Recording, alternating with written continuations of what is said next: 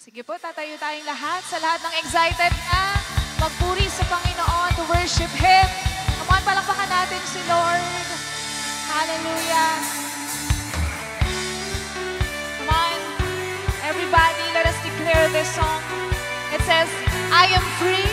To those who believe na malaya ka na dahil sa Panginoon. Come on, simulan mo mag-celebrate and mag-rejoice. Samahan niyo po kami ng worship Him.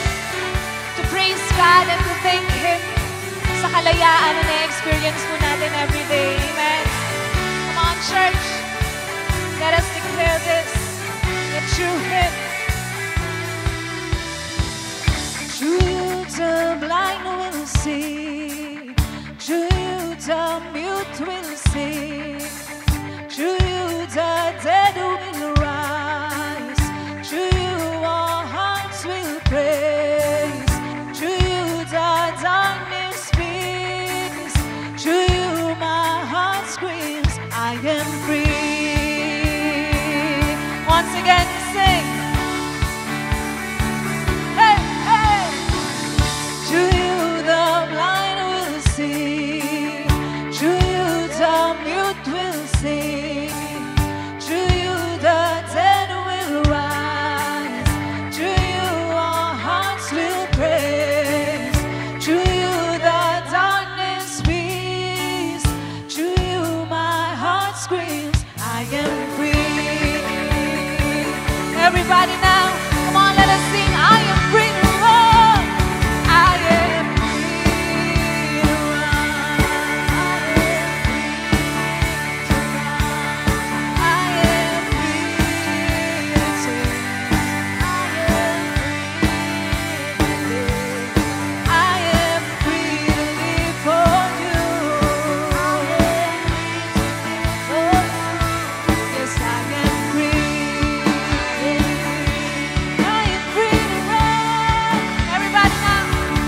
I am free to run. I am free to take. I am free to live for you. Yes, I am free. Through Him, nothing is impossible. Through you, the blind will see. Yes, Jesus. Through you, the mute will sing. Through you, the dead will rise. Through you, all hearts will praise. Through you, the darkness speaks. Through you, my heart screams, I am free. Everybody now, I am free to run. I am free to run. I am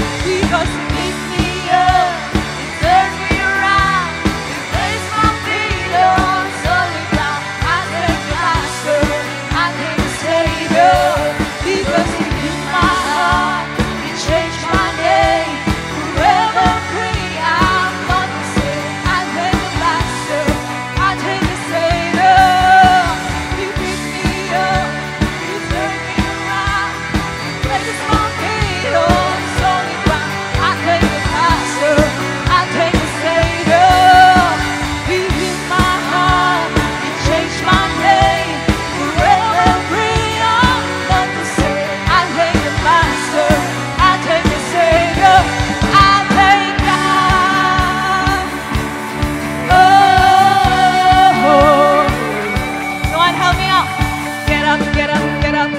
Get up out of that grave. Get up, get up, get up. Get up out of that grave. Come on. Get up, get up, get up. Get up out of that grave. Get up, get up, get up. Get up out of that grave. Hey! Get up, get up, get up. Get up out of that grave. Come on. Get up, get up, get up. Get up out of that grave. Get up, get up, get up. Get up out of that grave. Get up, get up, get up. Get up out of that grave. You pick me up. You turn me around. You place my feet on solid ground. I thank the Master. I thank the Savior. You heal my heart. You change my name. Forever free. I'm not the same. I thank the Master. I thank the Savior. You pick me up. Thank you, Jesus.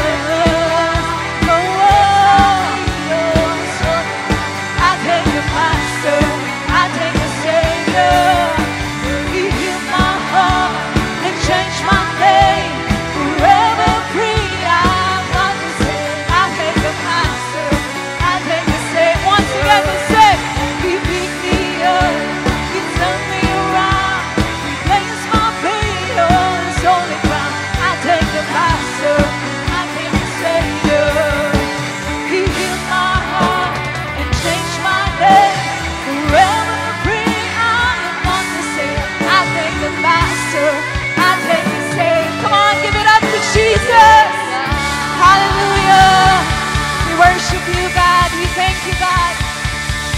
Amen. Hallelujah. And this time po, batiin po natin ang bawat isa. Let us now begin our Light 60.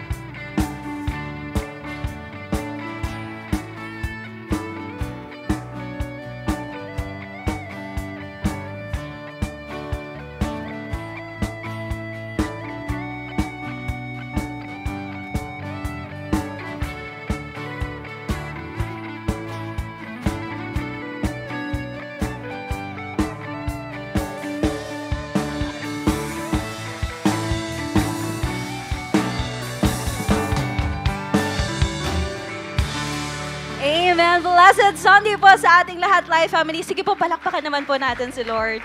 Amen. Ayan, muli po, happy first Sunday of the month of July sa ating lahat. But before anything else, can we take this moment po to look around us? Sige po, pwede po ba kayo lumingon sa inyong mga katabi? Amen. All right. Isn't it amazing to be in the place filled with love, joy, and of course, beautiful and handsome faces. Ayun, no, gusto yan ng bawat isa. But you know what po, I just want to say thank you so much for being here today and for showing up. Kaya naman po, whether this is your first time or your 100th time here in our church, ayan, I would just like to say that you are an important part of this family. Amen? Amen. Kaya naman po muli, maraming salamat for being here at makakaupo na po tayo. Thank you so much po. Ayan. And now po, let us move on with one of our favorite part with our celebration every Sunday. Walang iba kundi ang part kung saan we are honoring ang ating mga first-timers. Amen. Kaya naman po, if this is your first time sa ating simbahan, pwede ko po ba kayong maimbitihang tumayo? Ayan, tatayo po tayo of this. Wow, palakpakan naman po natin sila, Life Family. Amen.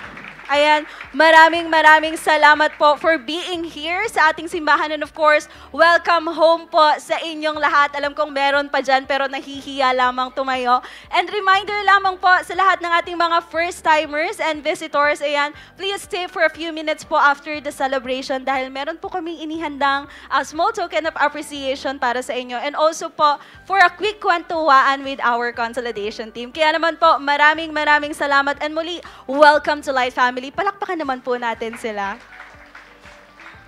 Amen. And of course, we will not forget yung mga nakasama na natin before and chooses to come back. Walang iba kundi ang ating mga returning visitors. Kaya naman po, if this is your second time sa ating simbahan, pwede nyo po bang itaas naman ang inyong mga kamay? Ayan, sige po, itaas po natin, wag po tayong mahiya. Ayan, palakpakan po natin sila. Maraming salamat po for being here once again sa ating simbahan. And I know po that this is not just a simple return, but this is a return for reconnection, for more of God's love and community. Amen po ba?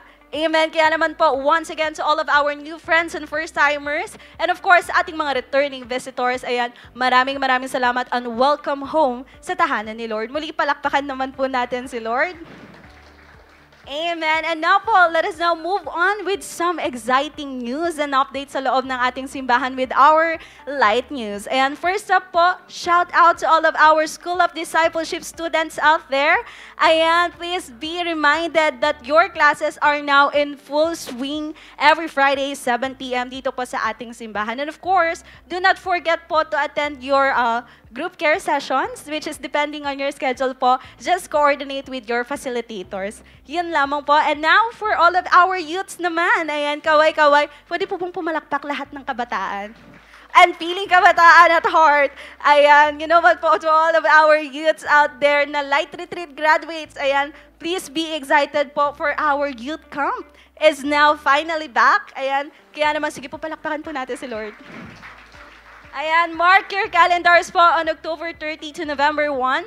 This will be happening on Cava Creek Campsite, San Narciso, Zambales, with a registration fee of 2,500 pesos po per youth. And important reminders lamang po para sa lahat ng ating mga aspiring campers. Ayan, listen carefully that IPAS Challenge card checking is now and pre-registration is now happening po. Kaya naman po, if you are currently inviting some of your friends, your classmates sa ating mga life group, sa ating mga Sunday services and gospel gig, please make sure po na na-checkan ng inyong mga IPAS card challenge. And if you want your cards to be checked, kindly look for Coach Ian Aguilar, Coach Jeremy Clavo, Coach Betsaida Jane Adres, and of course, Coach Rai Valmonte. Hanggang July 27 na lamang po ang ating free registration with a fee na 500 pesos po per kabataan. And of course, please do note that this camp po will be so much fun, exciting, and filled with purpose. Kaya naman po, maging ready tayo mga kabataan kasi naniniwala ko that God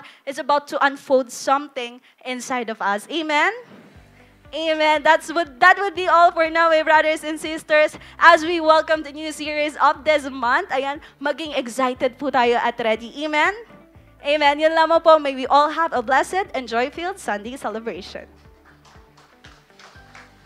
Ayan, hallelujah. Happy Sunday po sa bawat isa. And pwede po ba, tingnan po ulit natin yung katabi natin and sabihin po natin sa kanya, partner, it's giving time. Ayan. So first of all po, let me introduce myself. I am Kiara Iril Elrisquier and I am one of the youth dito po sa loob ng ating simbahan. And I am so blessed na makita po ang bawat isa ngayong araw and I want to congratulate everyone dahil you've made it in halfway through the year. Palakpakan naman po natin yung bawat isa. Ayan. And I know that everyone is ready to give and give back to the Lord. Amen po? Amen. Kaya naman po, let us open our Bibles in the book of Deuteronomy chapter 15, verse 10. It says here that, give generously to them and do so without a grudging heart. Then because of this, the Lord your God will bless you in all your work and in everything you put your hand to. So si Lord po ang mapagpala sa kanyang salita. So grabe po, ang gandang reminder ni Lord dito sa bawat isa sa atin. Nire-remind niya po tayo na hindi lang po dapat tayo basta magbigay, pero magbigay daw po tayo ng masaya, bukal sa puso at higit sa lahat, walang panghihinayang. Tama po ba, Light Family, that minsan iniisip po natin yung laki or yung halaga na ibibigay natin. Iniisip natin na, hala baka kulang to, hala baka magkulang ako kapag binigay ko to. Pero alam niyo po ba ang sabi ng Panginoon, huwag kang manghinayang. Sabihin niyo nga po sa katabi niyo, huwag kang manghinayang. Ayan po, sabi po ni Lord na hindi yan sa halaga. Kahit maliit yan, kung tapat ka at willing ka, yun yung tinatanggap niya at yun yung mas pinapahalagahan niya. At isa pa po, siya rin po ang nangako mismo sa atin na pagpapalain niya tayo sa lahat ng ginagawa natin when we give with a heart na willing at cheerful sa pagbibigay. Kaya po, Light Church, let's choose to give with the right attitude. Yung cheerful, willing, and trusting God na siya ang bahalang magbalik. Amen po? Amen. Kaya naman po this time, I want to share my testimony po. As we enter to the other half of this year, I just want to share kung paano po ako sinustain ng Panginoon sa mga nagdaang buwan ng taon na ito. As I continue to be faithful sa Lord sa pamamagitan ng pagbibigay, kahit na mabigat at sacrificial ito, lalo na isa lamang din po akong kabataan at estudyante. Pagpasok pa lang po ng taong 2025, meron na po talagang worry sa akin as I expect na ang taon na ito ay talagang season ng transition in almost every aspect ng buhay ko. Sa pag-aaral, bilang panganay, bilang disciple at lingkod ng Panginoon.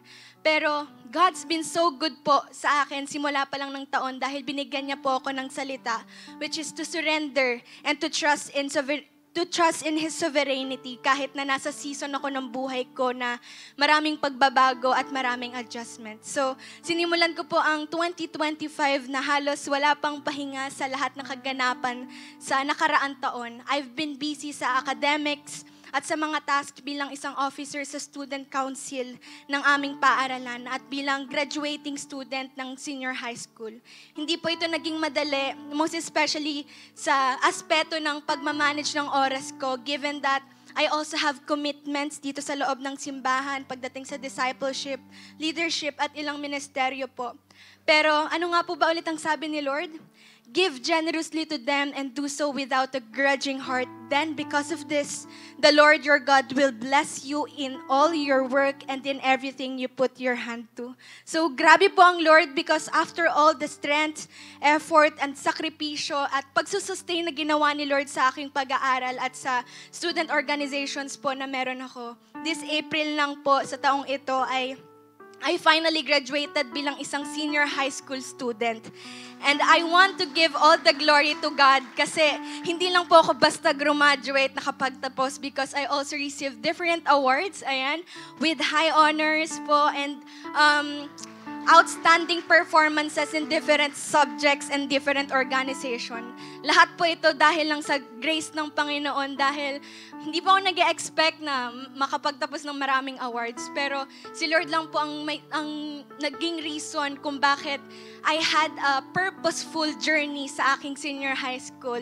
And hindi lang po ako basta nakapagtapos dahil nagawa ko po ito without me na napabayaan ang aking ministry dito sa loob ng simbahan. Nagawa ko po ito with me still being faithful sa aking giving, sa discipleship journey, sa paglilid ng mga kabataan, at sa mga iba't ibang ministeryo po na pinagkatiwala sa akin ng Panginoon. At ngayon po na currently bakasyon po, meron po ako almost 4 months na bakasyon dahil incoming college student.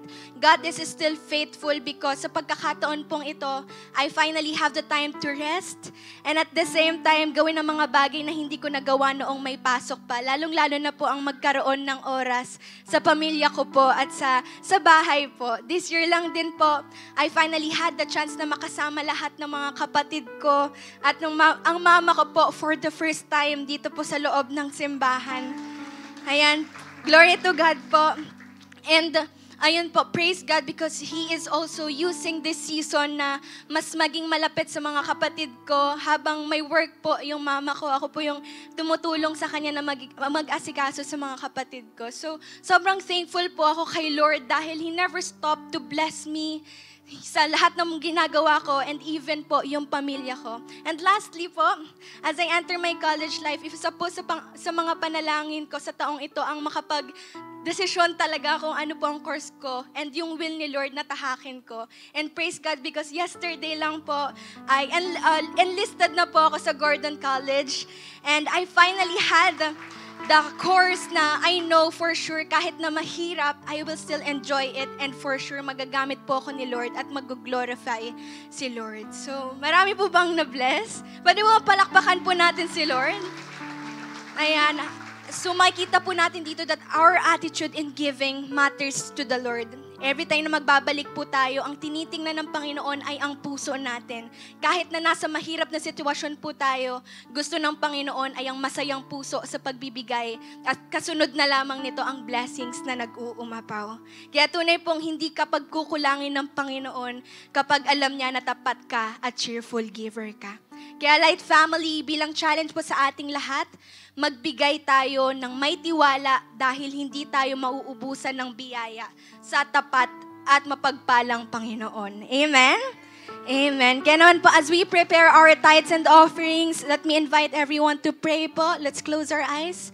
Lord, Heavenly Father, Panginoon, you are so gracious, Panginoon, sa mga taong willing at talagang cheerful na nagbibigay sa iyo, Panginoon. Kaya Lord, maraming salamat for this opportunity, Lord God, na makapagbigay sa iyo. I pray na ang bawat isa sa amin ay magbabalik ng merong bukal na puso, Panginoon. I pray na ginagawa namin to dahil mahal ka po namin, Lord God. Lord, ikaw na po ang bahala na magpala sa bawat isa na magbabalik sa iyo, Lord God. And Lord, ikaw din po ang magbigay ng pagkakataon sa mga taong hindi pa po ready na magbigay sa iyo, Lord God. I know ikaw po ang magbe-bless sa bawat isa sa amin, Lord God. Maraming salamat. You are so gracious, God. You are so merciful and so good sa bawat isa sa amin. Kaya Lord, ito po ang aming samot dalangin sa pangalan ni Jesus. Amen and amen. Palakpakan naman po natin si Lord. Ayan, let's give and give back with a cheerful heart. May mga ushers po sa paligid natin kung saan pwede po natin ibigay ang ating tithes and offerings. And sa mga magbibigay naman po via online, meron po tayong e-wallet na naka-flash po sa ating screen. Ayan, I believe na hindi pa po tapos si Lord, kaya po patuloy po tayong mag-expect sa kung ano pang may experience natin sa araw na ito. God bless us all.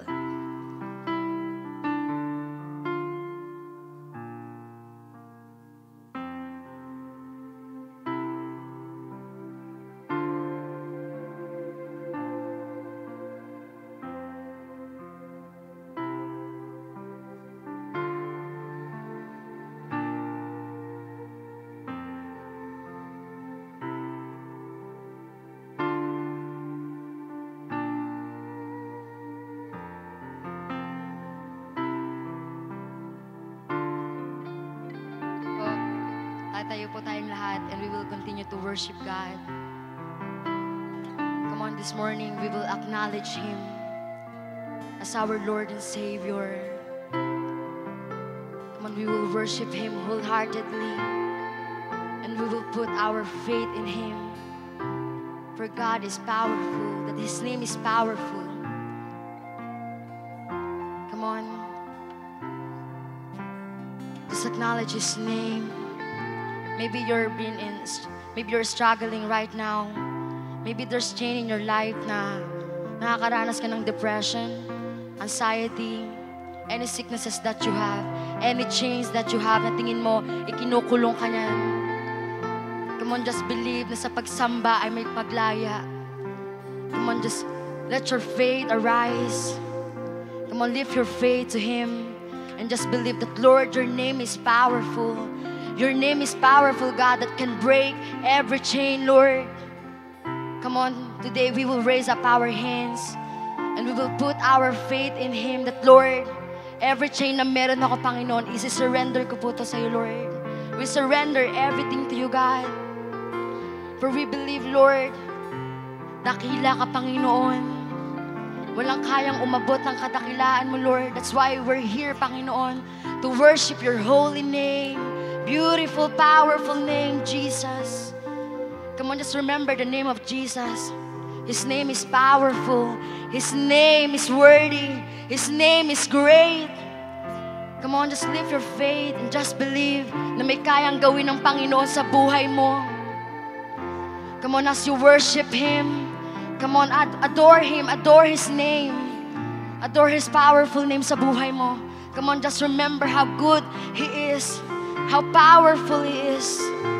Come on, raise up your hands as an act of worship. Come on, lift your faith to God.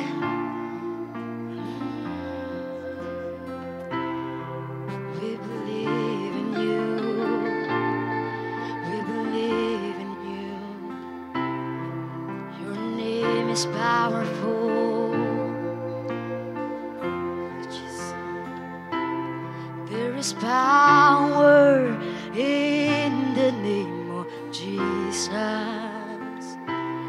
There is power in the name of Jesus.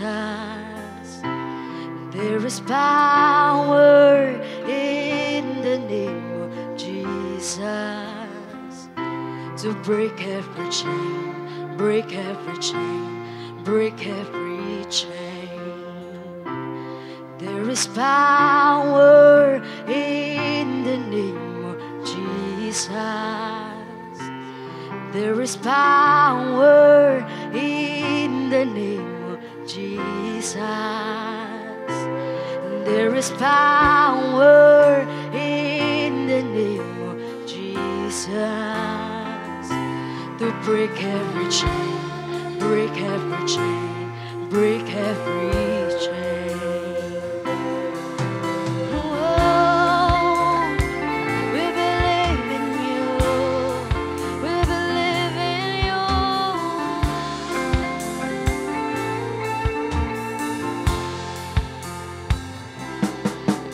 No sufficient sacrifice, so freely given, such a price, but our redemption, heaven's gift. So why we believe there is power in the name of Jesus. Come on, raise up your hands. There is power in the name of Jesus. There is power in the name of Jesus to break every chain, break every chain, break every chain, to break every chain, break every chain, break every chain, to break every chain, break every chain, break every chain. Lord, you can break every chain, you can break everything. We believe in your power. There's an army rising up. There's an army rising up. There's an army rising up. So break every chain, break every chain, break every chain. Come on, we sing. There's an army rising up. Come on, open your mouth. There's an army rising up. There's an army rising up. So break every chain, break every chain, break every chain. Come on, lift your faith and God can break every chain, break every chain, break every chain. To break every chain, to break every chain, to break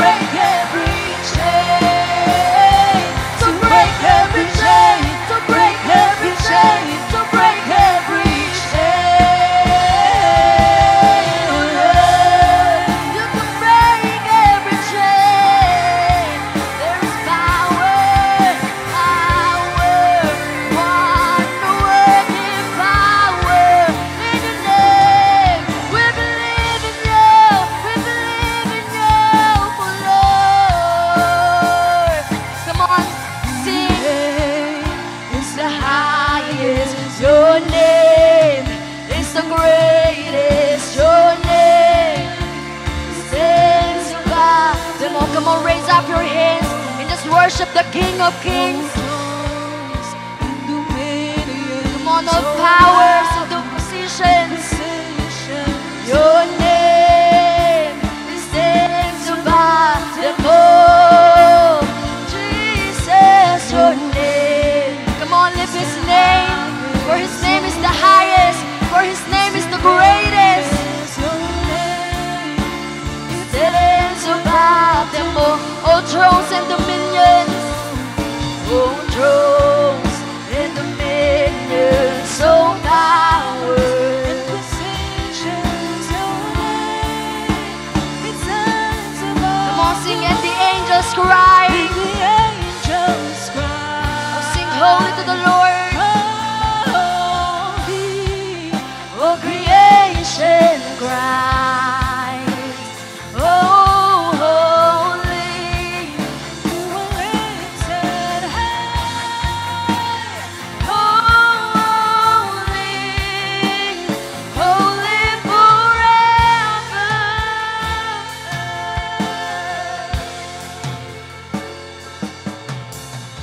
If you've been forgiven, and if you've been redeemed, sing the song forever to the Lamb. Come on, if you walk in freedom, and if you walk in freedom, and if you bear His name, to sing the song forever to the Lamb. We'll sing the song forever and amen. And the angels cry, oh, holy. Oh, creation cries, oh, holy. You were lifted high, oh, holy, holy forever. Hear your people sing, oh Lord.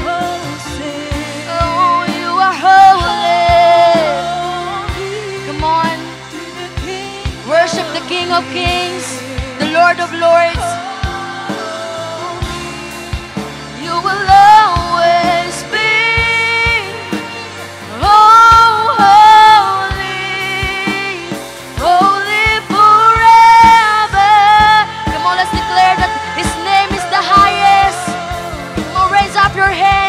Your name is the highest. Your name is the greatest. Your name stands above them all. Oh, sing, oh, thrones and dominions, oh, powers and positions. Your name stands above them all. Jesus, your name is the highest. Your name is the greatest. Your name stands above them all. Oh, sing, oh, thrones and dominions, oh, powers and positions. Your name stands above them all. And the angels cry, oh, holy. Oh, creation cries. Come on, lift your voice. Deserve ni Lord ang lahat ng papuri at pagsamba. Holy siya forever. Banal ang Panginoon. Come on, hear your people sing. Hear your people sing. Oh, holy to the King of Kings. Oh, holy, you will always be. Oh, holy, holy forever.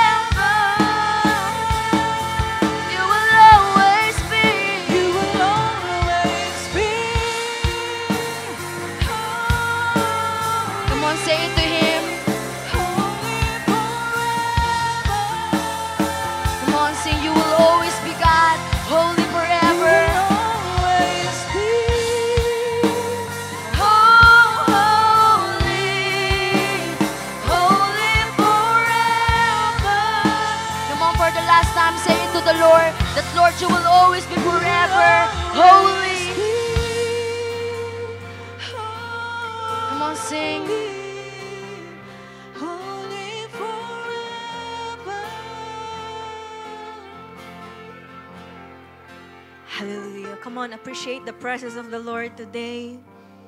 Come on, pasalamatan mo ngayon ang Panginoon, kapatid. Adore Him. Sing your praises to Him. Karoon ka ng personal na pagpupuri ngayon sa Panginoon. Hallelujah.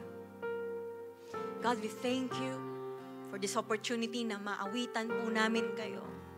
Hindi po namin deserve na maranasan ng lahat ng ito. Hindi po namin deserve maranasan ng presence mo, O Diyos. Pero we thank you dahil sa grasya mo, sa pagmamahal mo, nandirito kami ngayon. At salamat, Panginoon, dahil ang bawat isa sa amin, possible may iba't ibang mga laban na nilabanan. May iba't ibang mga naranasan. Pero we thank you, Lord, sa pagkakataong makaranas kami ng kapahingahan sa iyong presensya. That is why, God, excited kami sa gagawin po ninyo sa araw po na ito. Have your way in us, Lord. Alam po namin na there's more na mararanasan po namin from you. God, maraming salamat, Lord. Ngayon pa lang, worship pa lang, empowered na po kami. We honor you, we glorify your name. This we pray in Jesus' name. Amen. Palakpakan po natin ang Panginoon. Hallelujah. Bago po tayo umupo, pwede bang sabihan mo yung katabi mo, masaya akong mag-worship kasama ka. Amen. Sige po, makakaupo po tayong lahat. Happy Sunday po sa ating lahat. Pwede po bang makitang masaya? Masaya ba talaga yung katabi mo ngayon? Okay? Hindi siya nagsasaya-sayahan lang. Amen? Pwede bang tignan mo yung katabi mo, yung maganda at pogi na katabi mo ngayon? Parang nangiwi na yung katabi mo. Okay. Happy Sunday po sa mga kasama ko po rito sa simbahan at syempre ganun din naman sa mga kasama po natin via online. Okay? So, siguro po may iba po sa atin, no? Bago po pumunta rito, mga pagod, tama? Pagod siya sa mga nakalipas na araw. Yung iba naman masaya. Yung iba naman stress. Okay? So, iba naman malungkot or iba naman alam mo, may iba-iba tayong mga naranasan or naramdaman. Tama po ba? Amen? Okay? Pero I believe po na ang lahat pa rin, sa kabila ng lahat, excited sa gagawin ng Diyos sa Kanya ngayon. Amen? Palakpakan naman po natin muli ang Panginoon. Amen. Okay. So, bago po tayo magtuloy sa ating pag-uusapan sa araw po na ito, no, meron lang akong syempre konting icebreaker lang na tatagal ng 1 oras. Okay lang ba yan? Okay. So, syempre, para mas makilala ko po kayo lalo at yung katabi mo, kailangan, meron akong mga ilalatag po rito ng mga statements, okay, o mga experiences. And then, ang gagawin lang ng katabi mo, itataas lang niya yung kamay niya kung siya yun or naranasan niya yun. Okay? So, ibig sabihin, hopefully po, mag-participate po ang lahat. Okay? Wala namang condemnation. Kasi yung mga statements po rito ay yung mga dating mga kalokohan natin. Okay? Yung mga nagawa natin noon naman, no? Malinaw na noon, okay? So, kaya sabihin mo sa katabi mo, no condemnation. Okay, so yun lang po ang gagawin natin, itataas lang kung kayo yon. So, simulan natin. Una, sinubukan mo na noong mag-cutting class. May mga ilan. Okay, so by the way, kung nahihiya kayo magtaas ng kamay, okay lang kahit hanggang ganyan lang baka kasi machismis siya. Okay? Pangalawa, ito, malista sa noisy noong mga panahong pinapatahimik ng teacher. Ay, marami. Ayan, yan yung mga nabawasan yung baon kasi may multa kapag maingay. Tama ba? Tapos minsan nag-i-excuse pa siya, hindi naman ako maingay, nangingil ako ng papel, di ba? Okay, next, ito, taas ang kamay kung nagawa mo to baka kanina. Tumawid sa hindi tamang tawiran. Marami. Actually po may mga traffic enforcer po tayo ngayon. Hindi, joke lang. Okay, ito naman. Sinubukang hindi magbalik ng sukli nung may pinapabili sa kanya yung magulang niya gamit ang pera nila. Ayan, may mga utang po kayo sa mga magulang ninyo, ha? Okay, next. Ito naman para sa mga empleyado or mga nagwo-work. Nagpaalam na sick leave sa work, pero wala naman talagang sakit. Marami. Siguro yung iba confident kasi wala dito yung boss nila, no? Alam mo yun, after mo mag-leave, may mga sunburn ka na. Tapos tinanong, bakit naman, saglit lang naman ako nawala, 3 days and 2 nights. Kasama yung 2 nights talaga sa paliwanag. Okay, next, ito naman. Nagkunwaring nakikinig at susunod, pero sa huli, makulit pa rin at uulitin ang mali. Oh, medyo proud pa rin tayo dyan, ha? Okay. And lastly, ito na. Sinabi niya na kay Lord na di na uulit, pero minsan pa rin naulit. Oh, medyo marami pa rin. Okay, palakpakan naman po natin ang bawat isa. O di ba, parang ang saya-saya pa rin natin kahit na medyo matigas na yung ulo natin. Ako yan. Ako yan, nakarami akong taas ng kamay ngayon. Okay, sabi mo sa katabi mo, no condemnation. Amen. Okay, so syempre, ano man yung mga naging reactions po natin sa simpleng icebreaker po natin ngayon, mayroon niyang common denominator, na tanggapin man natin or hindi, nakakatuwa man, okay, pero halimbawa po ito ng hindi pagsunod. Tama po ba? Kaya minsan, 'di ba, kapag hindi tayo sumusunod, laging napipingot, 'di ba? Napagsasabihan kasi nga, sabi sa katabi mo, pasaway. So perhaps nagagawa natin ang kapasawayan po natin sa school, sa trabaho, or even sa loob ng bahay, ganyan. Or ang nakakalungkot, nagagawa po natin to sa Panginoon. Kaya actually po, ang hindi po pagsunod or pagsuway ay halimbawa yan ng acts of rebellion. Kaya nga po sa panimula ng ating topic for today, we will talk about, excited na ba kayo? Amen. We will talk about rebellion. Okay. Medyo mabigat, pinatawa-tawa lang ako ni Pastora, tapos seryoso pala yung usapan. Okay? So bago pong lahat, let's close our eyes. Manalangin po muna tayo. Lord, sa mga oras po na ito, nagpapakumbaba po kami. Baka sa iba, mabigat itong topic, especially sa mga new friends namin or sa mga ngayon pa lang bumabalik sa iyo, O Diyos. Pero alam po namin na hindi po aksidente kung bakit ito po ang aming pag-uusapan sa araw na ito.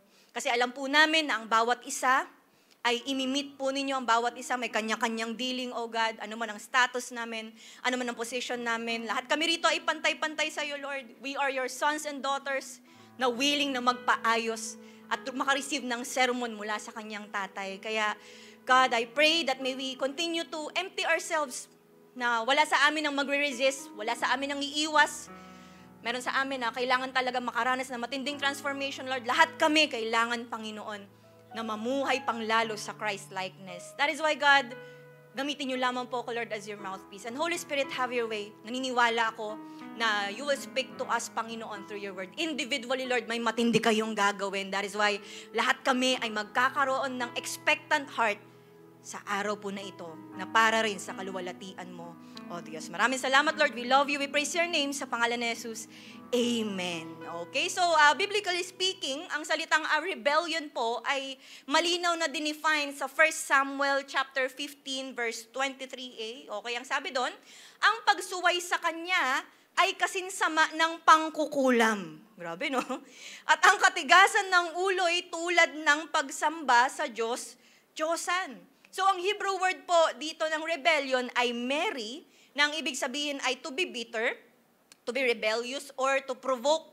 Ito raw po yung klase ng rebellion na hindi lang makikita sa panlabas na aksyon, pero ito raw ay may inward attitude talaga na sumasalungat po sa kalooban ng Panginoon. So patunay po ito na ang rebellion ay hindi dapat tinitake lightly ng katabi mo. Okay, hindi po siya maliit na bagay lang na dapat isawalang bahala bilang mga Kristiyano sa panahon po natin ngayon. But it is a serious matter.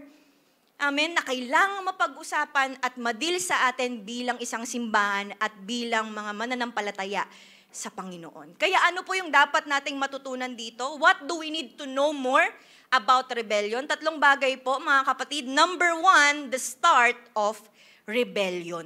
Ito ang pasimula ng rebellion. Sa totoo lang po, ang rebellion ay nag-origin sa isang anghel na nagngangalang Lucifer. Okay? Kala ko, mukha ko na naman yung madidisplay. Pero, di ba, baka mamaya mag-picture po kayo. Tapos, ayan yung makikita. Teka lang, ba't parang nasa cosplay ata ako? At parang ako ata si Lucifer. Okay, pakita ko lang na ganyan po ang itsura, ha? Hindi po ako si Lucifer. Mamaya, mamay day nyo. Tapos, grabe naman sa simbahan nyo, parang may sinasamba ng ano. Okay. Mabait yung media natin at yan talaga yung nandiyan dyan, no? Okay, so si Lucifer po ay isa siyang supreme angel na tinawag po ng Bible na full of wisdom and perfect in beauty. Sa sobrang ganda ng beauty niya, wala na po yung itsura niya sa LED, no? So talagang napakaganda ng itsura, napakatalino. Kaya lang, sa Ezekiel chapter 28, 14 to 15, ang sabi doon, you were an anointed guardian cherub, I placed you. You were on the holy mountain of God. In the midst of the stones of fire, you walked. You were blameless in your ways from the day you were created, till unrighteousness was found in you. Okay, ibig sabihin, hanggang sa maisipan daw niya na gumawa ng masama. So napakaganda ng kanyang position bilang isang anghel, and yet nilamon siya ng sarili niyang pride. Sabi nga po natin, pride. Kaya nga, Isaiah 13 to 14, ang sabi, hindi ba't sinabi mo sa iyong sarili, aakyat ako sa langit, at sa ibabaw ng mga bituin ng Diyos, ilalagay ko ang aking trono. Uupo ako sa ibabaw ng bundok na tagpuan ng mga Diyos sa malayong hilaga. 14, ang sabi doon, aakyat ako sa ibabaw ng mga ulap, papantayan ko ang kataas-taasan. Okay, nagkaroon po si Lucifer ng desire na mapantayan ang Diyos. Naku po, nakakatakot, di ba? So dahil po rito, ito ang naging judgment ng Diyos sa kanya. Sa Ezekiel 18, 16 to 17, pinakita dyan na talagang siya po ay nagkasala, okay? So dinestroy po siya dyan, okay? Tapos sabi sa verse 17, your heart was haughty because of your beauty, corrupted na yung kanyang wisdom by the reason of his splendor. Kaya ang sabi, I threw you to the ground. Pinatalsik po sa kalangitan si Lucifer. Okay? Siya po ang totoong hulog ng langit. Kaya kung meron pong pumuporma sa katabi mo at sinabing hulog ka ng langit, naku po, pakita mo sa kanya, hindi ako yun. Okay? Hindi akong hulog ng langit. Okay? So mula sa isang anghel na may mataas na posisyon, hanggang sa literal na binagsak ng Diyos mula sa langit, and worse, according sa Revelation 12:4, nag-influence pa po itong si Lucifer ng 1/3 ng angels na kasama rin niyang pinabagsak mula sa langit. Okay? At sino po si Lucifer na to? Siya ang kilala natin ngayon bilang si Satanas. Okay, so yun ang origin, yun po ang simula ng rebellion. Kaya lang baka sabihin ng katabi mo, ano ba yan, pastor, nagsisimula pa lang tayo, usapang Satanas agad. Di ba? Pero mga kapatid ko sa Panginoon, napakahalaga po kasi na malaman natin kung saan or kung kanino nagmula ang rebellion dito sa mundong ito. Tanungin niyo po kung bakit. Kasi po, para maunawaan natin na ang mga kasamaan or ang rebellion sa mundong ito ay may pinagmulang impluensya. Kasi yung katotohanan about po sa rebellion po ni Satan at sa sangkademonyohan, yun yung patunay na may spiritual realm na dapat aware po tayo bilang mga Kristiyano. Kaya nga sabi ni Paul sa Ephesians 6:12, for we wrestle not against flesh and blood, but against principalities, powers, rulers of the darkness of this world, against spiritual wickedness in high places. So ibig sabihin, may pinagmulan or may nag-i-influence po pala talaga na Satanas at sangkademonyohan para ang mga tao ay mauwi sa karebeldehan. Amen po ba? Amen. Kaya kailangan maintindihan po natin ito mga kapatid para dumating sa time, alam mo may mga nawi-witness tayong rebellion, may nababalitaan tayo siguro baka sa loob ng bahay, okay, baka sa mga kaibigan, sa mga katrabaho, kaklase, or even mga nababalitaan natin sa social media na klase or acts ng rebellion. Hindi parang, alam mo yun, magiging way yun para magpigil ka at hindi mo siya masuntok. Kasi hindi naman yun ang tunay na kalaban. Tama po ba? Baka mamaya sobrang asar mo, di ba talagang sinusgahan mo na yung buong pagkatao ng tao na yun. Pero sa totoo lang, ang true enemy po natin ay ang Satanas at ang sangkademonyohan. So, ibig pong sabihin, hindi po tayo nandirito para makipaglaban in flesh. Okay? Wala po sa atin maghahamon ng suntukan pagbaba po sa loob ng simbahan. Kundi maging violente po against sa masasamang tao, but we are here to fight in spirit sa pamamagitan ng pananalangin at pag-acknowledge ng kapangyarihan po ng Panginoon at kayang gawin ng Panginoon sa kanila. So kaya ito rin po yung magpaparealize sa atin na si Satan din yung nag-influence kina Eva at Adan.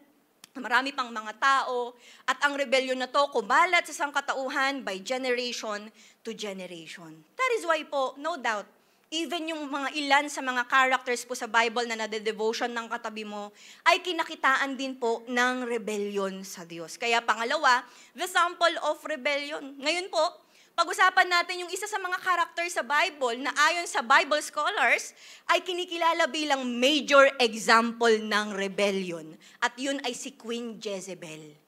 Okay, so kanina si Lucifer ang pinag-uusapan natin. Ngayon naman ay ang buhay ni Jezebel. Si Jezebel po, hindi po Jezabel.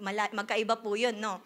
Okay, si Queen Jezebel, or Queen ng Israel po siya noon, okay? Siya noon ay isang Phoenician princess, anak po ni Etbaal na hari ng Tyre at Sidon.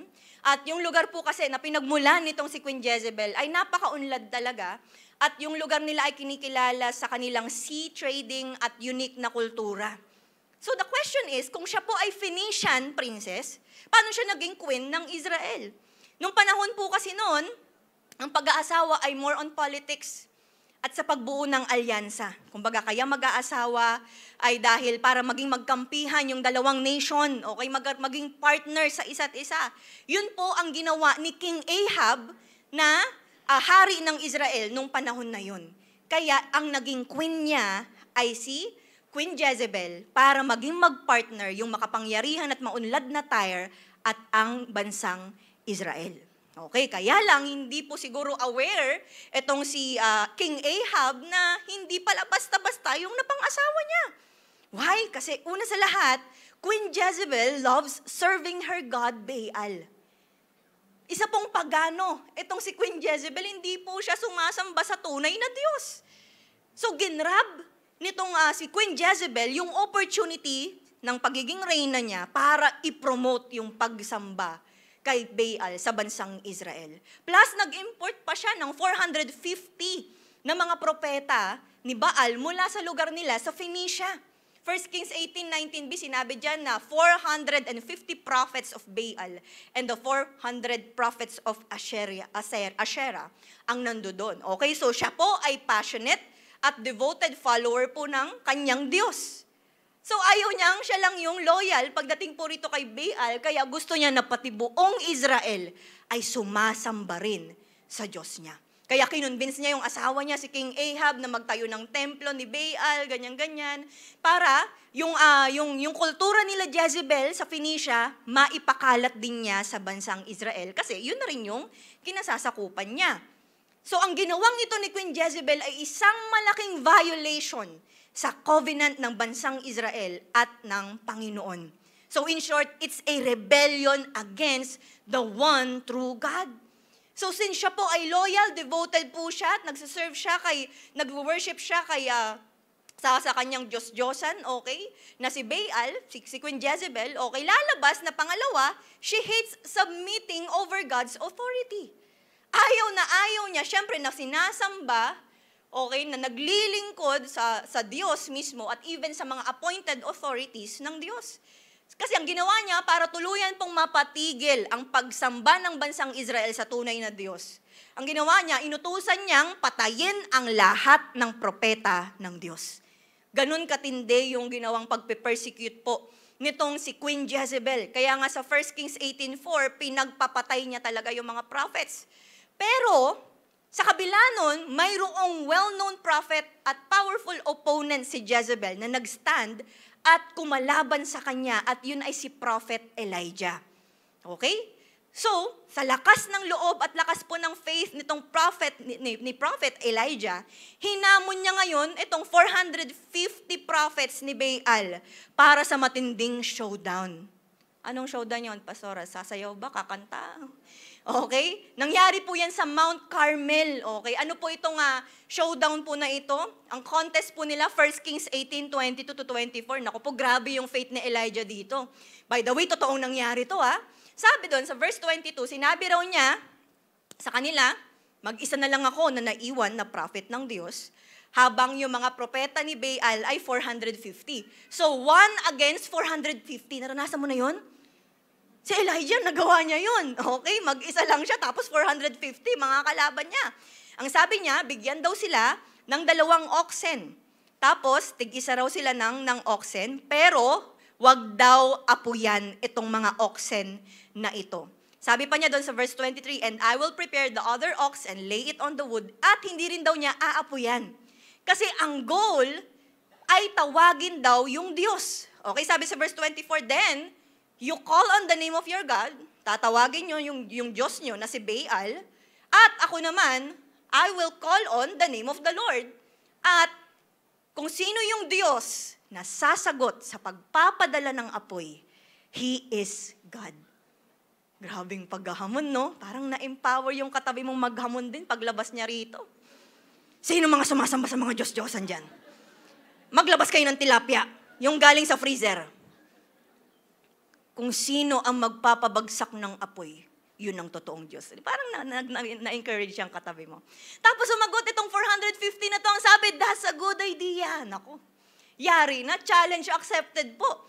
Itong mga prophets ni Baal, kaya ang sumunod na nangyari, yun nga, sa Mount Carmel sila, itong 450 prophets na to, tinawag nila si Baal. Okay, alam nyo ba kung gaano katagal nila ginawa? Mula umaga hanggang gabi.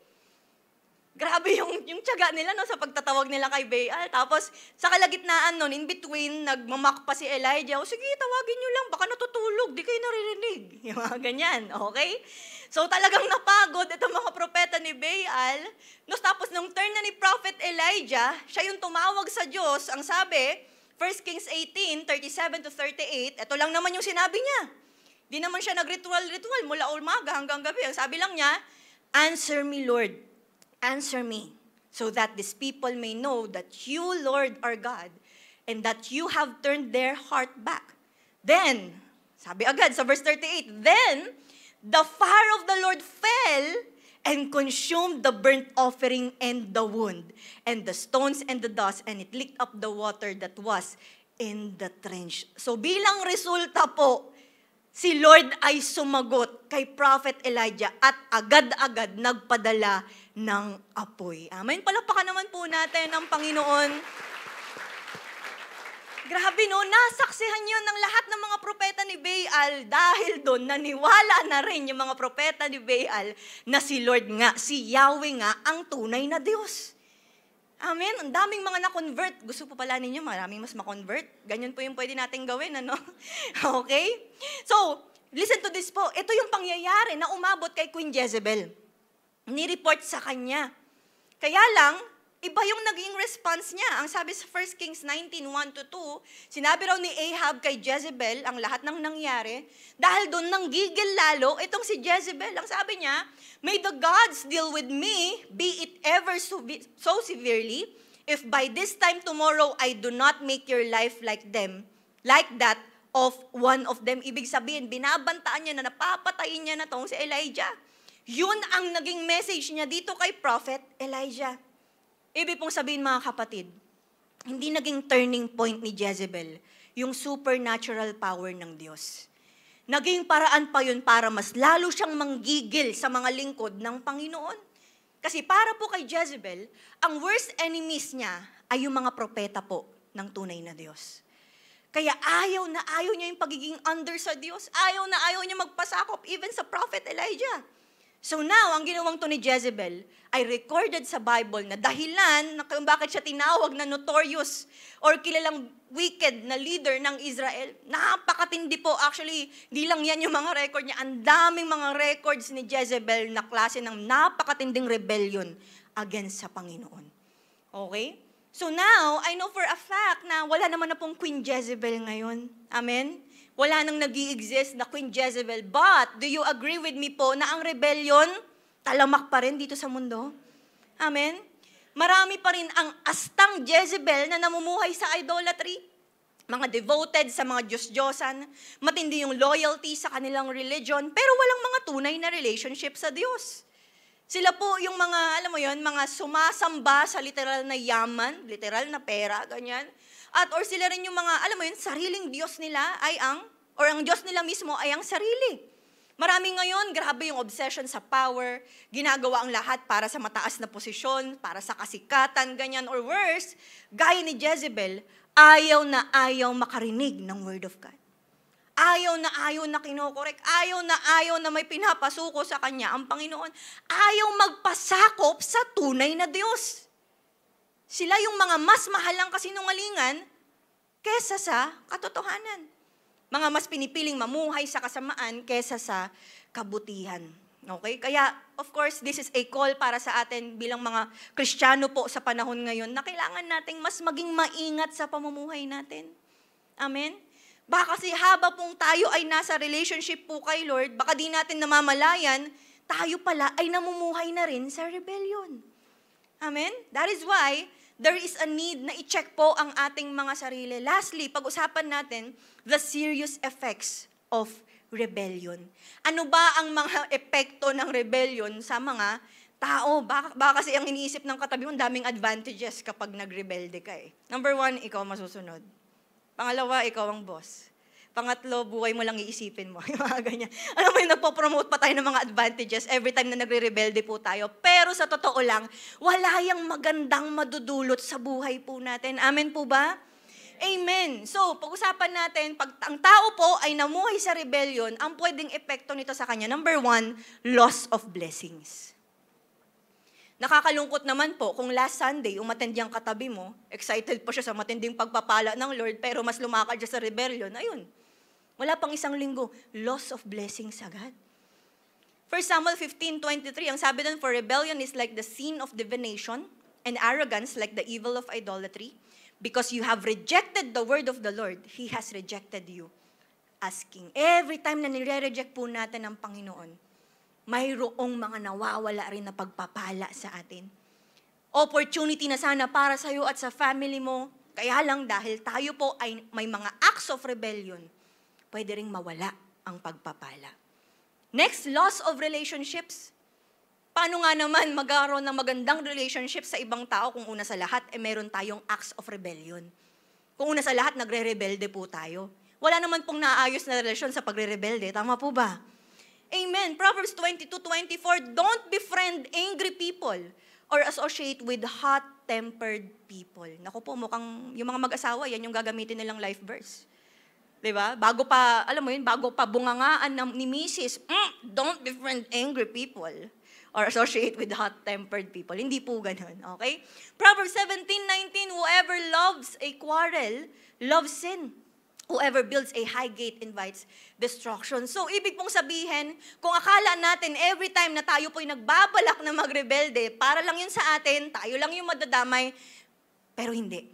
Damay, relationship natin sa pamilya, relationship sa mga kaibigan, relationships dito po sa ating mga ka-churchmates, okay? Maraming pwedeng ma-damage na relationship dahil sa pagre-rebelde po natin. Okay? Pangatlo, loss of peace. Wala pong peace para sa mga taong namumuhay sa karebeldehan. Okay, nawawala yung inner peace. Sila yung mga hindi makatulog, di maayos ang tulog, at di rin maayos ang thoughts kasi nga dahil sa rebellion. And lastly, ito po pinakamalala sa lahat, loss to destruction. Ang mangyayari, sa Ephesians 14, nakalagay din po dyan na ang rebellion yan yung maglilid sa atin para mas lalong tumigas ang puso natin at para tayo po ay mas lalong maging blind spiritually. Okay, kaya ano man ang mangyari, kahit ano pa man yung preaching na naririnig mo, ano pa man yung mga naririnig mong mga topics, ganyan, pero kapag ang isang tao ay may acts of rebellion, darating sa time, titigas talaga ang puso niyan. Hindi magiging receptive. Amen? At hindi lang po yun, may mas lalala pa, Isaiah 59:2, separation po mula kay Lord. Kasi sino nga naman po ang magiging sino nga naman po ang nagre-rebelde na magiging intimate kay Lord. Amen? Kaya mga kapatid, kaya nga po mag-check po tayo ng ating mga sarili na kung tayo ay mayroong rebellion sa Panginoon, tapos patuloy naman natin ginagawa, patuloy tayong nagiging included sa mga gawain po para sa Panginoon, pero deep inside, meron pala tayong rebellion, check natin yung sarili natin kasi baka feeling close na lang tayo kay Lord. Amen? Baka kunyarian na lang yung mga ginagawa natin para sa Panginoon. Na kung sasagot si Lord, ay, sino tong FC na to? Sino tong feeling close na to? Okay? Hindi lang yun, pero ang rebellion may epekto rin pong judgment at discipline mula sa Panginoon. And verse, physical and spiritual destruction. Nangyari yan sa Numbers 32 to 33, na kung saan nawala rin yung mga resources nila, nawala rin yung mga mahal sa buhay, ganyan. Alam mo yun, marami po talagang mawawala sa mga taong pipiliing mamuhay sa rebellion. Wala pong magandang maidudulot sa atin ang rebellion. Amen po ba? Sinisira ng rebellion ang ating identity bilang mga Kristiyano, tapos sinisira din ito yung relasyon natin sa kapwa, at sinisira din ito yung relationship natin sa Panginoon. So now, sino po rito, after niyang malaman ng lahat ng ito, sinasabi mong ayaw mong mamuhay sa rebellion? Amen? Ngayon, nalaman natin ang meron pong start ng rebellion, may sample, may story about yan. Isa sa mga stories, mayroong serious effects ng rebellion. At natutunan natin na delikado ang rebellion sa tao. Amen? Nakakatakot. Nakakalungkot, dahil usaping rebellion lang din po tayo, lahat naman po tayo ay mga nagrebelde sa Panginoon. Tama, wala po sa atin dito at magsasabing, ay, perfect ako, never ko naman siya nagawa. Not even once. Ikaw na. Pero yung katotohanan na lahat po tayo ay nagkasala, automatically, lahat din po tayo ay nagrebelde sa Panginoon. We all fall short. Amen po ba? But did you know, lahat man po ay namuhay sa rebellion. Still gumawa ang Diyos ng paraan para may makitaan pa rin po tayo ng isang tao na never namuhay sa rebellion. And that is Jesus Christ. Why? Because Jesus Christ is the best example of submission, not of rebellion. Kung meron man tayong kukopyahin pagdating sa pagpapasakop, si Jesus yun. Kung meron man tayong dapat kopyahin pagdating sa hindi pagre-rebelde, si Jesus yun. So now, kung ngayon palang nakikita natin, teka lang, may mga nagagawa akong, may naa-attempt akong mga acts of rebellion, check natin. Kung si Jesus pa rin ba ang Diyos natin? Kung talaga bang nagpapaka-Kristiyano tayo? Kasi ang Diyos natin, wala tayong kinakitaan ng karebeldihan. Amen? Siya po yung Diyos na nagkatawang tao, tapos namuhay dito sa mundo, pero hindi siya nakataan ng anumang act of rebellion. Amen? May nakita po ba kayong passage sa Bible na nakita ninyo nagrebelde si Jesus? Wala eh. Matthew 26:39, even noong mga panahong nahihirapan siya, nakikita niya na kung ano yung mangyayari sa kanya sa cross. Ang sabi pa rin niya sa Ama, if it is possible, may this cup be taken from me, yet not as I will, but as you will. Yun yung naging prayer niya. Hindi siya nagrebelde noong mga panahon na yun, kahit na alam niyang matindi yung suffering na kakaharapin niya. Hindi po siya umatras pagdating sa mission niya dito sa mundo. Na kung tutuusin, pwede niyang gawin, kaya niyang gawin, pero hindi niya ginawa. Luke 23:34, kahit pa noong mga panahong pinapako siya sa cross, hindi siya nagrebelde doon. Hindi niya ginamit yung isang kamay niya para manuntok ng Roman soldier. Sakit na nun ah! Ugat ko na yun ah! Wala po siyang inaway na mga nagpapako sa kanya. Ang sabi pa niya, Father, forgive them, for they do not know what they are doing. Saan ka nakakita ng ganong tao na hindi gumante, hindi nagrebelde? Ang gusto pa, mapatawad sila. Hindi siya nauwi sa anumang violence or rebellion. At nung dinaanan niya ang lahat ng mga paghihirap, habang siya'y nasa cross, sinabi rin niya sa John 19:30, it is finished.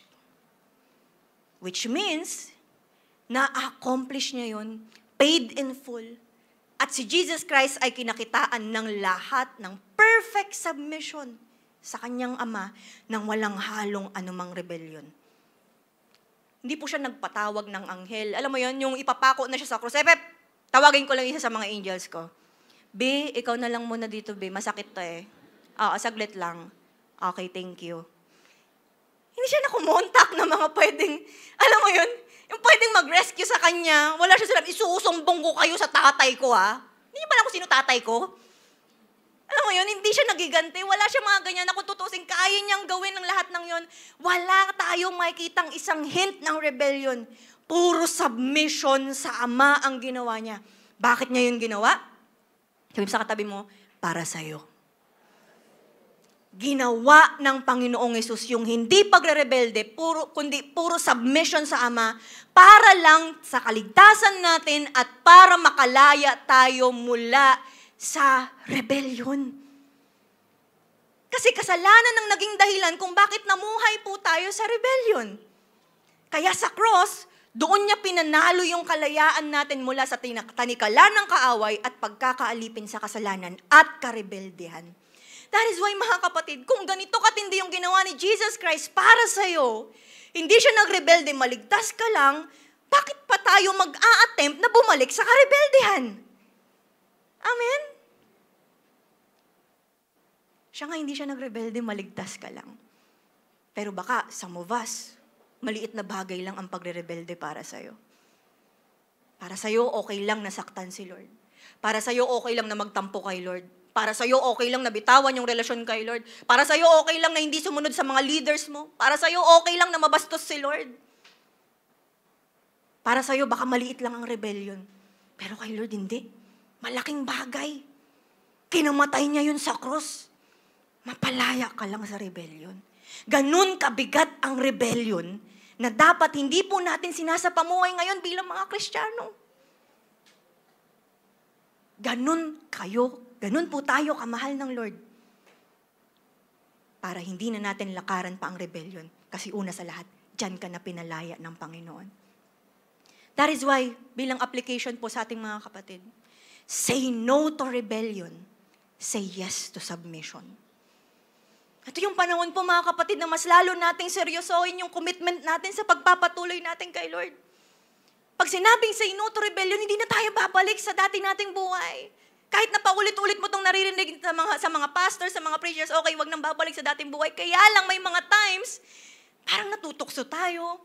May mga times parang, alam mo yun, sumusundot-sundot tayo ng pagko-compromise, ganyan. Pero ngayon, dahil mabigat yung rebellion, matindi yung ginawang sacrifice ni Jesus Christ, mapalaya tayo rito, hindi na talaga tayo magre-rebelde. Gagawin natin yung best natin, huwag magrebelde sa Panginoon. Hindi lang natin, wag na nating balikan yung dating matigas na puso at even yung matigas na ulo natin. Kaya mga kapatid, tama na po yung pagpapairal natin ng anumang galit kay Lord, anumang hinanakit or tampo or bitterness kay Lord, or even selfishness po natin. Dahil yun yung magpapalayo sa relationship po natin kay Lord. Kaya tandaan, submission to God is the antidote to rebellion. Kung alam mo sa sarili mo, di man alam ng katabi mo, wala mang nakakaalam, pero meron tayong mga naiisip na rebellion, pag disobey kay Lord, may mga resistance tayo sa mga commands ng Diyos sa atin. May mga bagay na pumapalag po tayo every time na kinokorek tayo ng Diyos.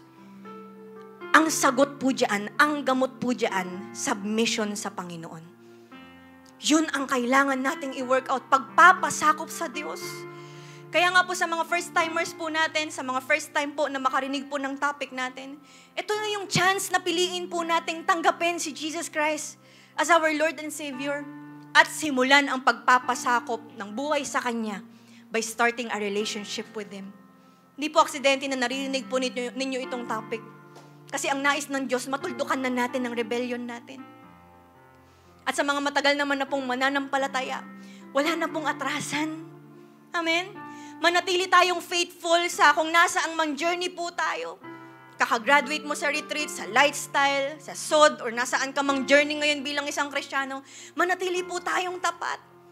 Magpakorek po tayo, lagi na magpakorek, kahit na may mga times medyo pumapalag tayo, may mga times sasaktan tayo, pero okay lang tanggapin natin yun, i-work out natin yun.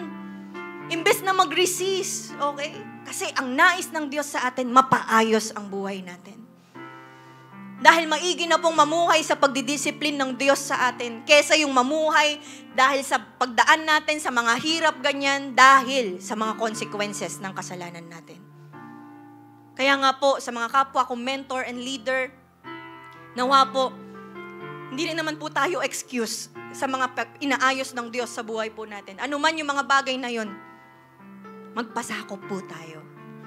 Hindi po natin titignan na, pag-usapang correction, ay pag-usapang mga rebellion, hindi na ako yan, leader na ako eh. Lahat po tayo rito, may mga tendency pa rin na mag-disobey kay Lord. May tendency pa rin na magmatigas sa nais ng Diyos sa buhay natin. Pero nawa, ma-work out natin ang submission sa Panginoon. And sa ating lahat po, this is a call for us to obey and to submit sa mga appointed authority po ng Diyos sa atin. To obey our pastors and leaders dahil sila po ay accountable sa Diyos dahil sa pag-aalaga po nila sa atin. So we should honor and respect them nawa. Hindi po tayo kagaya ni Jezebel na, alam mo yun, literal na pumapatay ng mga lingkod po ng Diyos. Kaya lang, hindi naman natin yung ginagawa. Kaya lang, baka dumating sa time, sobrang galit mo sa mentor mo, sobrang sama ng loob mo sa pastor mo, ay pinapatay mo na siya sa isip mo. Diba? But we should honor God's servants. We should obey them, lalo na, biblically speaking, may mga ginagawa po sa atin ng mga leaders, tinuturuan tayo para mas lalong mapalapit sa Panginoon. Sino po rito maraming inaayos sa Kanya si Lord? Amen.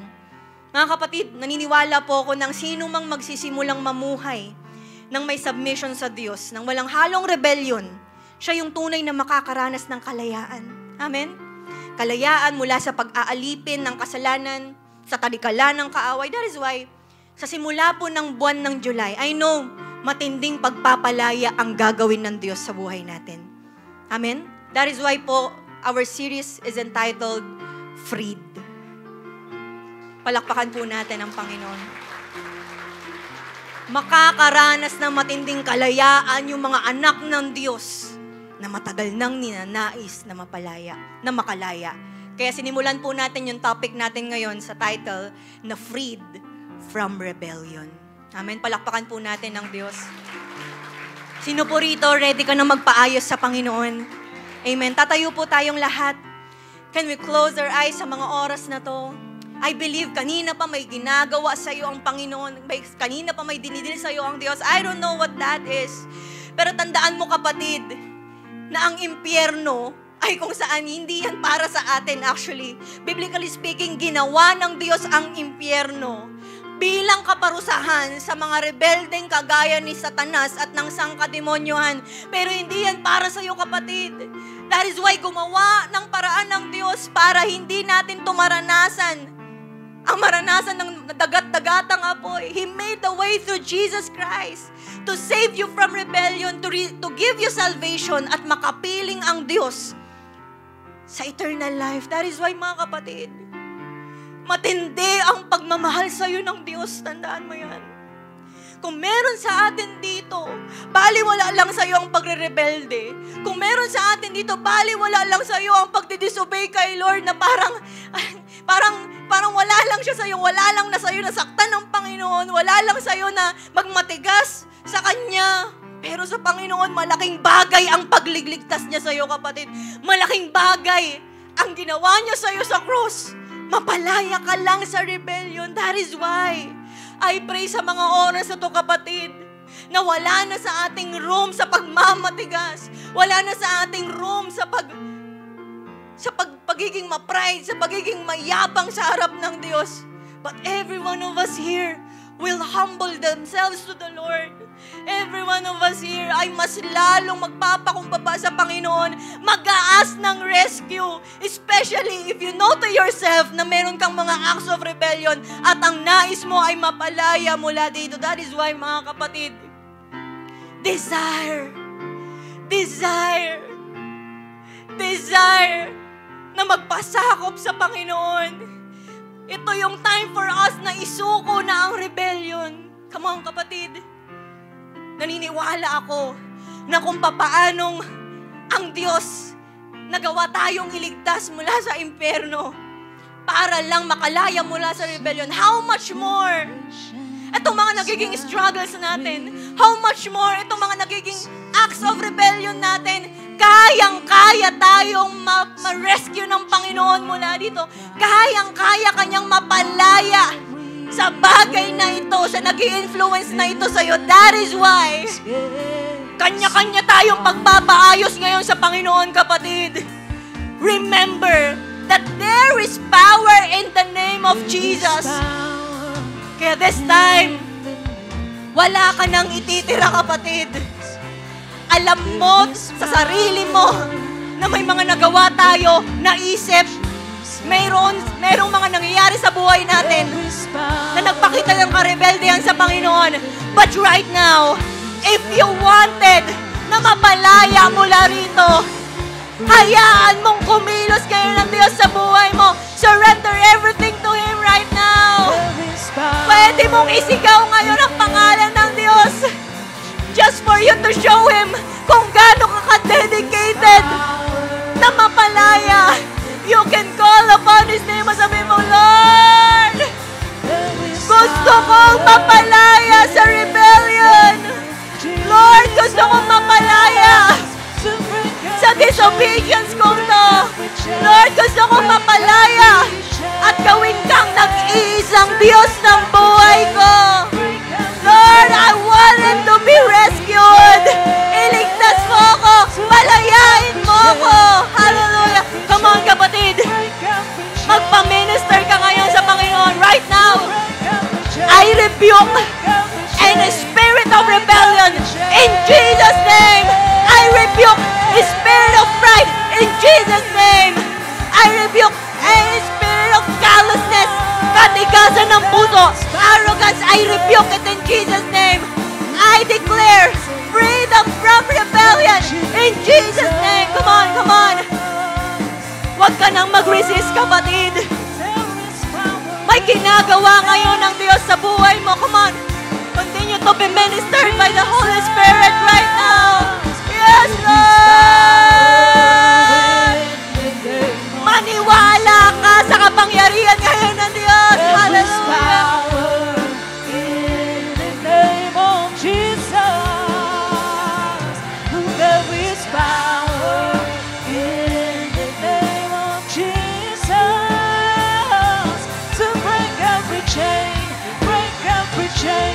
Come on, huwag mong palagpasin yung pagkakataon na to. Kayang-kaya kang palayain ngayon ng Diyos, kapatid. Believe in Him. Have faith in Him.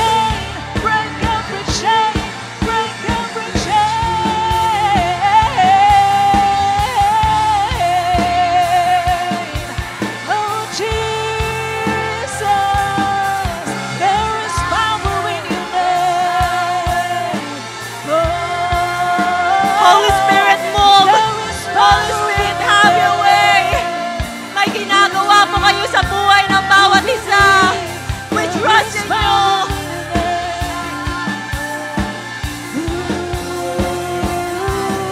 There is power in your name. Oh, Jesus. Come on, focus. Focus. There is power in Isipin mo yung ginagawa sa'yo ng Panginoon ngayon. Don't get distracted. Come on, come on, come on. There is power in the name of Jesus. Woo! There is power in the name of Jesus. There is power in the name of Jesus to break every chain, break every chain, break every chain. To break every chain, break every chain, break every chain. To break every chain, Woo! break every chain, break every chain. Kapatid, ramdamin mo. Ramdamin mo ang pagpapalaya sa'yo ng Diyos. Ramdamin mo yung pagkilos sa'yo ng Diyos ngayon. Ramdamin mo yung ginagawa niyang supernatural sa buhay mo ngayon. Feel the presence of the Lord right now. Ramdamin mo yung comfort niya, yung restoration niya, yung pagpapaapoy niya sa'yo muli. Feel His presence na dahil sinuko natin ng rebellion natin, mas lalo mong nararamdaman ngayon yung pagmamahal niya. Mas lalo mong nararamdaman yung pagkilos niya. Baka some of us here, yan yung namimiss mo. Baka for some of us here, yan yung matagal mo nang hinahanap-hanap, kaya lang dahil sa nagiging acts of rebellion natin. Or minsan alam natin sa sarili natin nagiging rebelde tayo, hindi na natin yung nararanasan pa. But we praise the Lord. Dahil nandirito ka ngayon at pinalaya ng Diyos. Hallelujah. Mga kapatid, para sa ating lahat, ito yung chance for us na mas lalong i-recommit ang mga sarili natin sa hindi na pamumuhay sa rebellion. Ito yung pamumuhay na natin dapat sa pagpapasakop sa Panginoon. Kaya this time, pwede bang magkaroon ka ng personal na commitment ngayon sa Diyos? That we should surrender everything to the Lord. Hingin natin ng tawad, ano man yung mga nagdulot ng rebellion, mga pagko-compromise natin, disobedience natin sa Diyos or sa mga lingkod ng Panginoon, resistance sa command ng Diyos, pamumuhay sa kasinungalingan, sa kayabangan, suko na natin yan sa Panginoon. At simulan natin yung paglakad sa pagpapasakop at pagsunod sa Panginoon. God, sa mga oras po na ito, as a church, we're saying no to rebellion and we are saying yes to submission po sa inyo. Bawat isa po sa amin, Panginoon, dahil pinalayaan nyo kami sa rebellion, mas magiging malaya na kami lalong sumunod sa inyo. Kasi wala nang stronghold sa amin ng enemy when it comes to rebellion. That is why, God, ngayon pa lamang po, we are recommitting ourselves to you. Mas lalo kaming susunod sa inyo. Wala nang balikan sa dating buhay. Wala nang pagkagat sa anumang pagko-compromise, sa ano pa mang temptation, Lord, but we will walk in obedience to you. Nasaan man kaming lugar, sino man ang mga kasama namin, Lord, we will still obey you. We will still worship you. Wala kaming mga ibang mga Diyos liban sa iyo, O Diyos. Patawarin niyo kami sa mga pagkakataong namuhay kami sa idolatry. Forgive us, God, sa mga pagkakataong nagiging Diyos namin ang aming sarili. Pero starting today, Lord, wala kaming ibang pupurihin at sasambahin at susundin liban sa aming Diyos na Lord of Lords and King of Kings. Wala na kaming room for pride, wala na kaming room for rebellion. Ang meron kami ay submission na tanging ang Panginoong Hesus din ang magsisilbi sa aming best example na if we want to continue our journey sa pagiging Kristiyano at pagiging mga disciples, Lord, kokopyahin namin ang Panginoong Hesus. We will live like Him. We will submit to Him, to you, kung papaanong siya rin ay nagpasakop po sa inyo. And excited kami, Lord, sa gagawin po ninyo sa bawat anak ninyong pinipiling magpasakop ngayon sa inyo. Hallelujah. At para po sa mga first-timers natin ngayon, na realize na ang hirap palang mamuhay sa rebellion. Ang hirap nang namumuhay para sa sarili. Ang hirap na maging alipin ng kasalanan. At ang nais mo ngayon ay patuloy na makaranas na matinding kaligtasan at magkaroon ng maayos na relationship sa Panginoon. Kapatid, pwede mo akong sabayan sa panalangin na to. Sabihin mo, Panginoon, patawarin niyo po ako sa lahat ng mga kasalanan ko. Patawarin niyo po ako, Lord, dahil nagrebelde ako.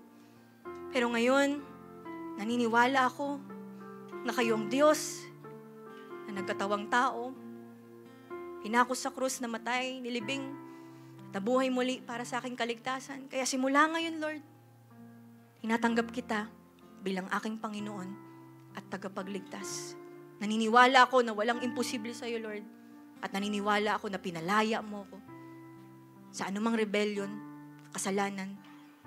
At tinatanggap ko ang kaligtasang kaloob po ninyo para makapiling kayo hanggang sa eternal na buhay. Hallelujah. Kapatid, tanggapin mong kaligtasan ng Diyos sa iyo ngayon. Receive His forgiveness. Hallelujah. And this time, mga kapatid, kung tayo po ay tunay na nagsuko ng ating buhay kay Jesus, you are now entitled to be part of the family of God. Ikaw ngayon ay tatanggap ng tinapay at saro na iaabot po sa atin ng mga ushers po sa gilid. Tanggapin mo ang tinapay at ang saro na ito as part of our Holy Communion sa Panginoon. At habang hinihintay po natin na may abot po ito sa atin, come on, just appreciate the Lord. Just thank Him. Appreciate His presence ngayon. Hallelujah. Na kung talagang sinuko mo ang iyong buong buhay kay Jesus, nag-decide ka na from now on, siya yung maglilid ng buhay mo at hindi na ikaw, we are now part of His family. Hallelujah. Kaya this time, taas po natin ang tinapay at ang saro.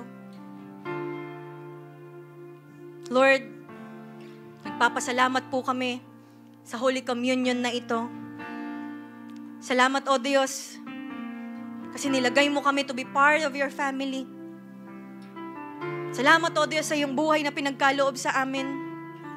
Sa tinapay na ito that symbolizes your body, sinaktan, sinugatan, at sa iyong sugat kami nagsipaggaling. Salamat din, O Diyos, sa inumin na to that symbolizes your blood, that washes away our sins. And without the shedding of the blood, there's no remission of sins.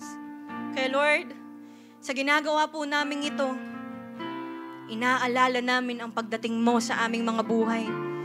Inako mo ang lahat ng aming mga kasalanan sa cross. Ikaw ay namatay, nilibing na buhay, muli umakyat sa langit, at muling babalik para kami ay sunduin. Salamat, O Diyos. We do this in remembrance of you. Bless the cup, bless the bread, in Jesus' name. Amen. Kainin po natin ang tinapay.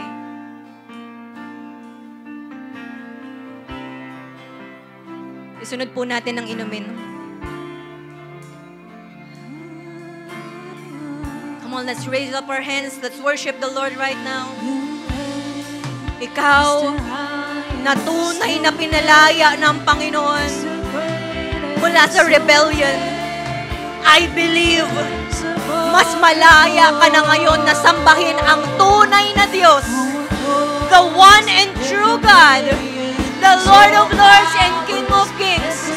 Come on, itaas natin ngayon ang pangalan ng Diyos. Hallelujah! Yes, Lord! Your name is the greatest! We worship you, God!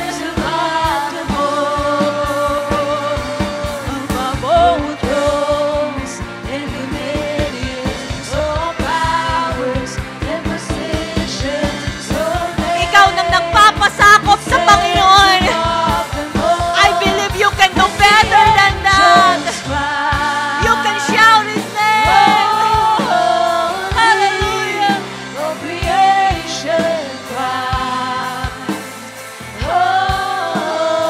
Yes, Lord. Come on, let's fill this place ng pagsamba sa Kanya. Come on, Light Church.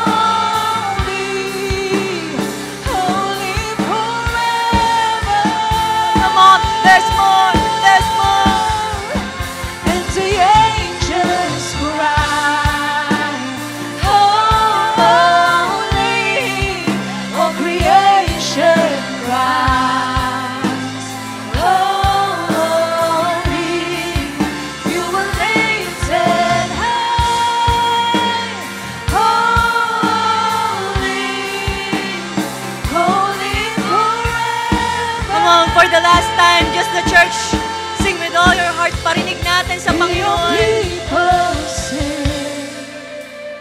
Holy to the King of Kings. Holy, you will always be. Holy, holy forever. Come on, sing, you will always be. Hallelujah. You will always be. Holy, holy forever. Hallelujah. Lord, we thank you. We praise your name. We honor you. Grabe, ang sarap, Panginoon, na patuloy kayong sambahin. Ang sarap na patuloy kayong awitan na kami ay truly freed, O Diyos. Freed from rebellion. Ang sarap, Panginoon, na awitan kayo at sambahin. Ang sarap na itaas ang iyong pangalan. Salamat, God, for setting us free. Thank you, Lord, dahil ngayon mas malaya kaming mamuhay nang nagpapasakop po sa inyo. Thank you, Lord, dahil ito yung way para mas lalo kaming sumunod sa inyo. Salamat, Panginoon, sa pagpapalaya mo sa amin. We thank you, Lord. We praise your name sa pangalan ng Jesus. Come on. the best clap offering sa Panginoon. Dahil po dyan, there's a reason to celebrate. Come on. Amen. Sige po, patuloy tayong magpuri. Let us celebrate today. And let us declare this song sa lahat ng mga pinalaya. Amen. At sa mga gusto pong humabol ng kanilang tithes and offering, lapit na lang po tayo dito sa harapan. Meron po tayong basket. Come on, let us declare, through Him, the blind will see. Through you, the blind will see. Through you, the mute will sing. Through you, the dead will rise. Through you, our hearts will praise. Through you, let darkness peace. Through you, my heart screams, I am free. Let me sing, I am free to run. Hey! I am free to run. I am free to sing. I am free to live. I am free to live for you. I am free to live for you. I am free. I am free. Come on, shout it out. I am free. I am free to run. I am free. Thank you, Jesus. I am free to dance. I am free to live. I am free to live for you. I am free to live for you. I am free. I am free. I am free.